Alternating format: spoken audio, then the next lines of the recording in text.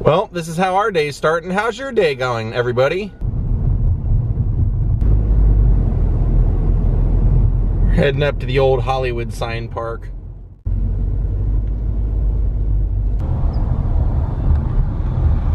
All right, we have made it.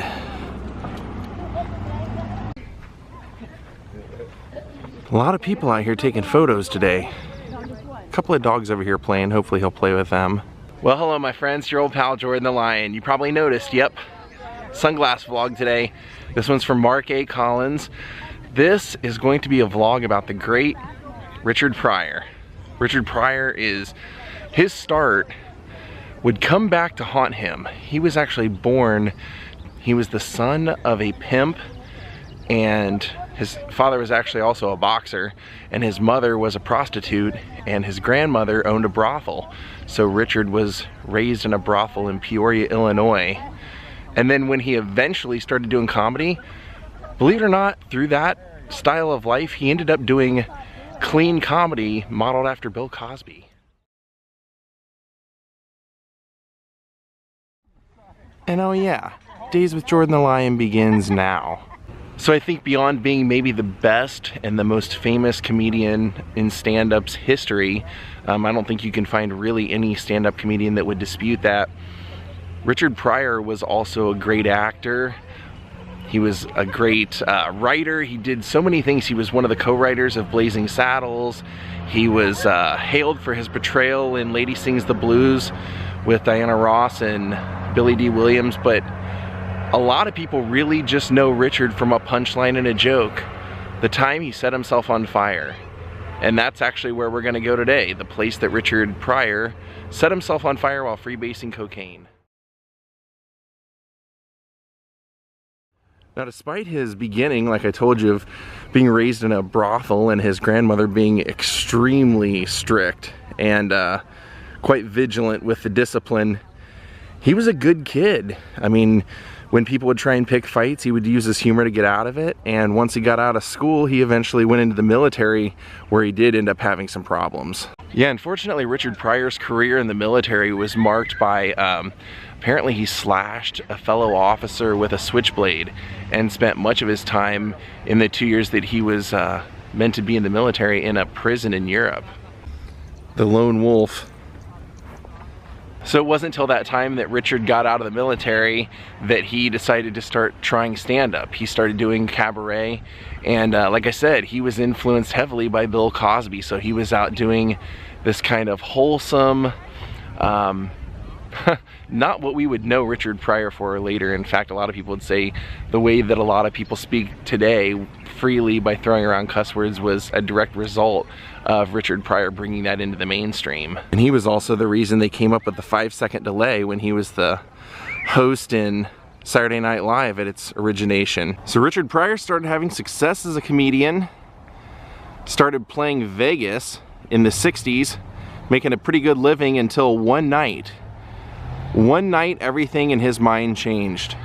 And it was actually a result of the Rat Pack seeing him perform.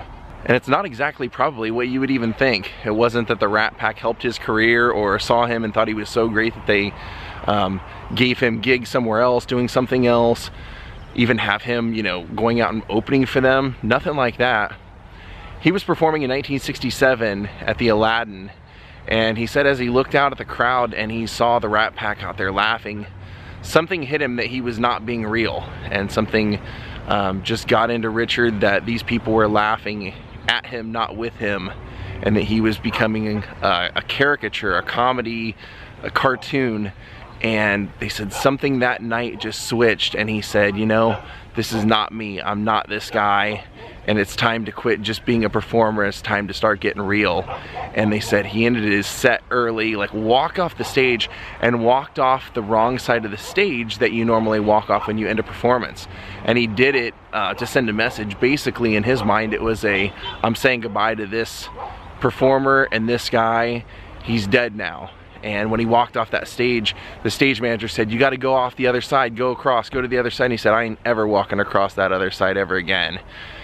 He was banned in a lot of Vegas at that time by the mafia who ran most of it. They said for walking out on that performance, they didn't want to hire him anymore. And Richard eventually took off to Berkeley, which is where everything was happening, and this was 1967, so that was kind of the birth of when people were experimenting with drugs, and this is where drugs, by all intents and purposes, would enter Richard's life. Now once Richard threw all that away and started working on what he thought was real, he really had success. People were gravitating towards it, and he was surprisingly winning over white audiences by doing caricatures of white people, which was not really thought of to be the greatest idea back then. And he was really going off a lot of his personal experiences from his youth. I think Jaw's got some friends coming.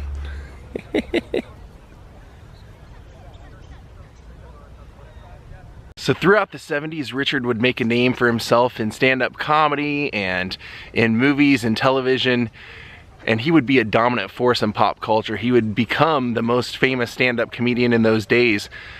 Even to this day, he's considered the greatest of all time. But his cocaine addiction went through the roof. If you go on YouTube and you type in Richard Pryor cocaine interview, you can see him doing a full interview, flying as high as the friendly skies will let you fly. And one night, he took that obsession too far. When we leave the park here, we're gonna head off to Northridge, and I'm gonna show you the property where that happened. He is so busted. I caught you! There he goes. And just to give you an idea of how popular Richard Pryor really was in the 70s, like I mentioned, he was the reason that Saturday Night Live came up with the 5-second delay so that they could censor him if they had to. But it really speaks volumes about how good of a performer he was, that they would create a whole new method, I bet you that's my dog, a whole new method of censorship just to allow him on the program. And now that's just a standard when it comes to doing anything on live television. They always have a delay. All right, let's drop off John and head out to Northridge. It's funny, I was always led to believe this happened in Beverly Hills growing up.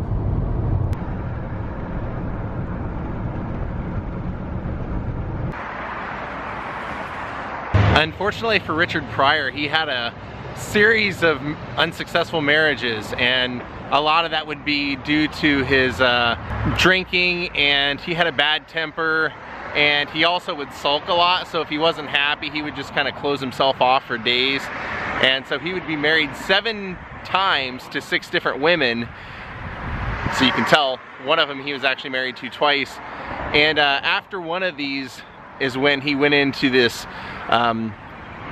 big drug binge, and he had a divorce in '78, and he would go on this drug binge that he would say himself, you know, the addiction to cocaine, freebasing basically, he said, you know, you're becoming an addict when you find yourself more and more not being able to walk away from the pipe, or like you can't go into another room without it, or you're putting it somewhere where you're absolutely positive it won't break.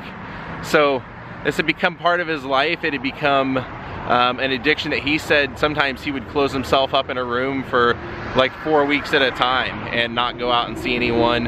And it was in June of 1980, on June 9th, that the famous Richard Pryor setting himself on fire incident happened at the property I'm about to show you. So right here, from this driveway all the way down to where this white driveway is down here, was Richard's property. It was 2 acres, a 6,000 square foot house, and he was having a lot of his entourage and friends and his the people that worked in the house, which was, they said, about a half dozen people were all living here. So there was a lot of stuff going on, a lot of people in and out of the house. Now Richard's property was actually one of the biggest in town as far as how much property he owned here, and he had an Olympic-sized swimming pool, a boxing ring, 2 guest houses, an orange grove, a tennis court. I mean, it was a pretty massive place. And one day Richard was in here lighting his freebasing pipe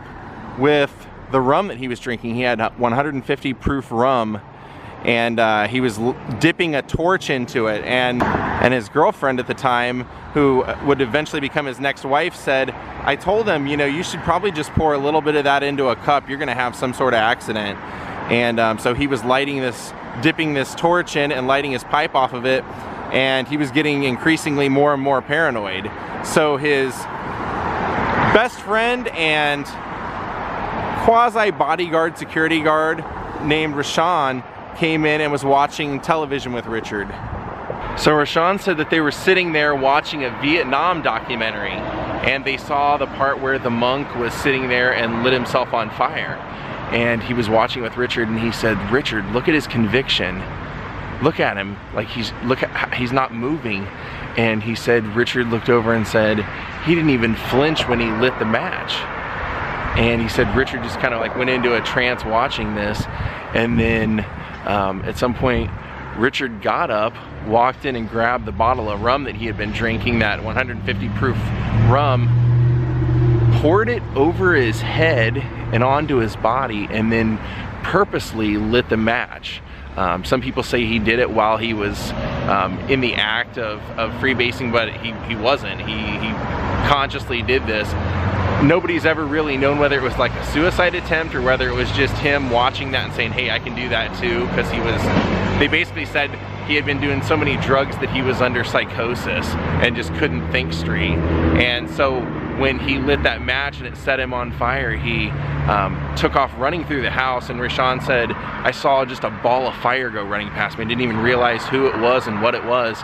And he jumped out the window of the house and then ran 1.5 miles down this street. So it was this street that he ran 1.5 miles down while on fire, and they said people were trying to hail him down to help put the fires out, and he just kept running. Eventually a paramedic would wrestle him to the ground and eventually put him out, and then they would put him in the paramedic and take him to the hospital. Richard Pryor would sustain third-degree burns on 50% of his body from the waist up, and would end up spending 6 weeks in the hospital as they treated these burns. They said could have damaged his organs for life. It was possible because of just how much stress that the heart and everything gets put under when that happens. But in typical Richard form, he bounced back. He actually made light of this and started preparing for the Live on the Sunset Strip. And in that, he made multiple jokes about this happening, even making that famous joke that I always laugh at, the one where he says, pulls out a match and lights a match and says, I know what you all say behind my back. Hey, look, it's Richard Pryor running down the street. So this was the property.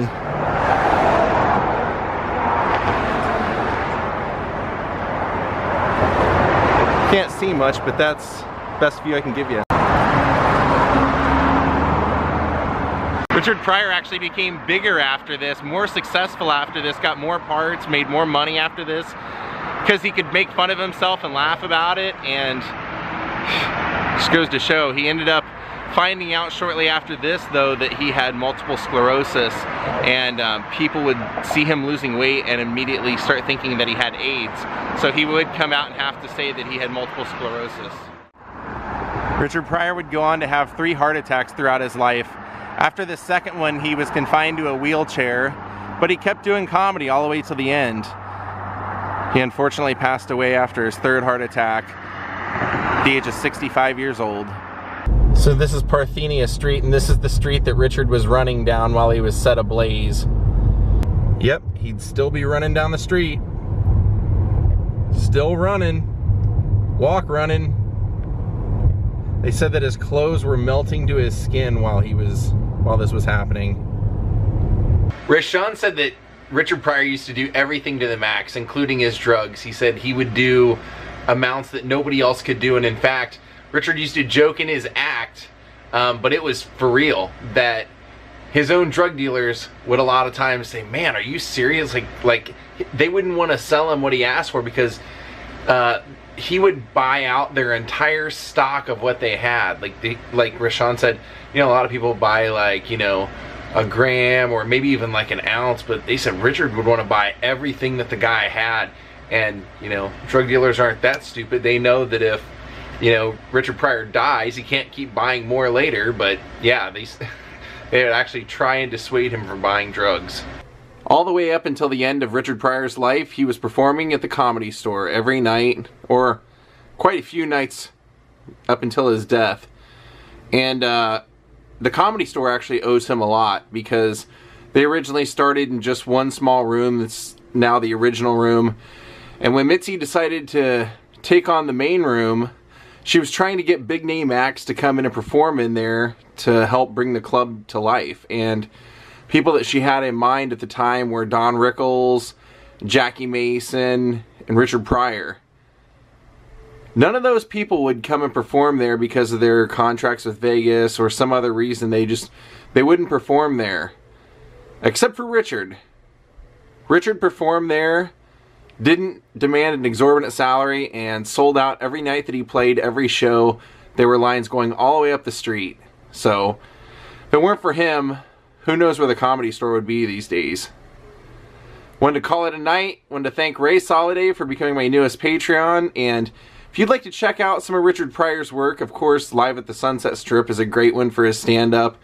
But if you'd like to see some of his movies that weren't so, I guess, edgy, check out The Toy, Brewster's Millions. Anything he did with Gene Wilder was great. He's just a funny dude. Hope you enjoyed this vlog. Have a great night, and I wish we could have seen more of the house, but lots of foliage. Have a great night. We'll see you all tomorrow. Goodbye.